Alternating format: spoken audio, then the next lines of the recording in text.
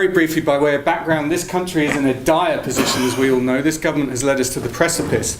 Essentially, we have a country that is divided, riven apart, and those divisions have been apparent for many, many years, and in many cases the national discussion has been completely ignoring that division. And it came to a head in June 2016, and people were asked essentially a series of different questions, but one of the biggest questions that was fielded in many of the areas that have been neglected for so long is, are you happy with the status quo, yes or no? And of course, overwhelmingly in many places, the answer was no, and I don't think we should be in any way surprised that that is the result that we got in June 2016. What of course the issue is now is that we have a situation where the areas that are most dependent on EU funding, on EU access to the EU markets, places that, for example, are in some cases almost 100% dependent on one or two big employers who are reliant on access to that single European market.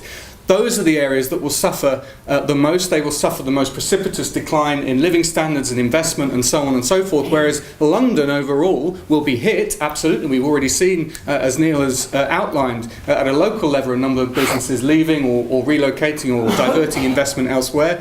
But London will survive, and London will, of course, continue to prosper as it always has done, but places outside that are, as I say, much more dependent on that single European market won't. So we're in a complete mess, and I think we have very, very few options left before us. Time is running out.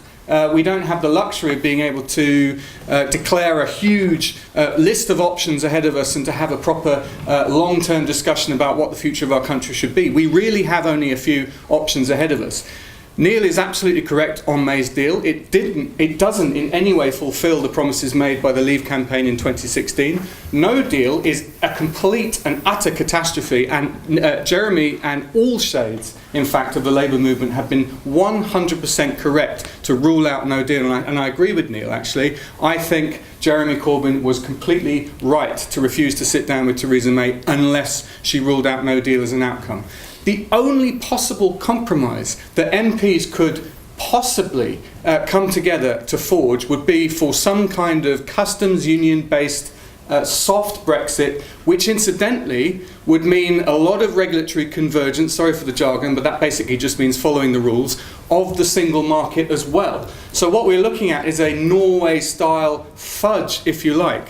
Now, we could decide, that's fine, we'll live with this, we'll go forward, it might well have the support of the majority of MPs, and that's the route we'll take. But I promise you this, in 12 months' time, that consensus will collapse. It will fall into dust because we will find ourselves as a rule taker.